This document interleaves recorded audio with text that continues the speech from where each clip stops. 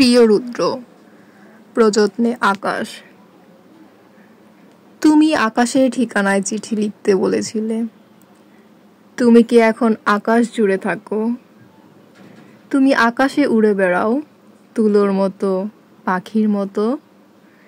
তুমি এই জগৎ সংসার ছেড়ে আকাশে চলে গেছো।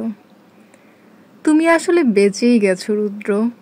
আচ্ছা, তোমার কি পাখি হয়ে উড়ে ফিরে আসতে ইচ্ছে করে না? তোমার সেই ইন্দিরা রোডের বাড়িতে, আবার সেই নীলক্ষেত, শাহবাগ, পরিবাগ, লালবাগ চষে বেড়াতে ইচ্ছে তোমার হয় না? এ আমি বিশ্বাস করি না। ইচ্ছে ঠিকই হয়, পারো না।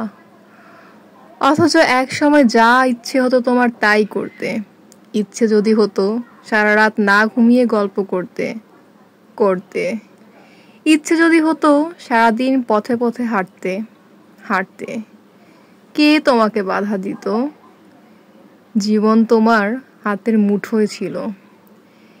এই জীবন নিয়ে যেমন ইচ্ছে খেলেছ। আমার ভেবে অবাক লাগে, জীবন এখন তোমার হাতের মুঠোয় নেই। ওরা তোমাকে ট্রাকে উঠিয়ে মিঠেখালি রেখে এলো। তুমি প্রতিবাদ করতে পারোনি। আচ্ছা, তোমার লালবাগের সেই প্রেমিকাটির খবর কি? দীর্ঘ বছর প্রেম করেছিলে তোমার যে নেলি খালার সাথে।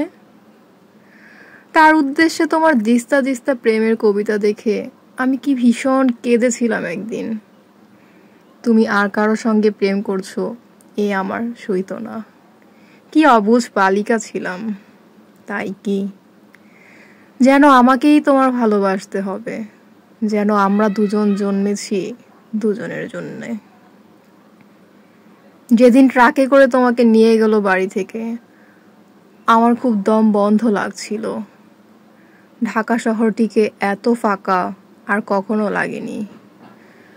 বুকের মধ্যে আমার এত হাহাকারও আর কখনো জমেনি। আমি ঢাকা ছেড়ে সেদিন চলে গিয়েছিলাম ময়মনসিংহে।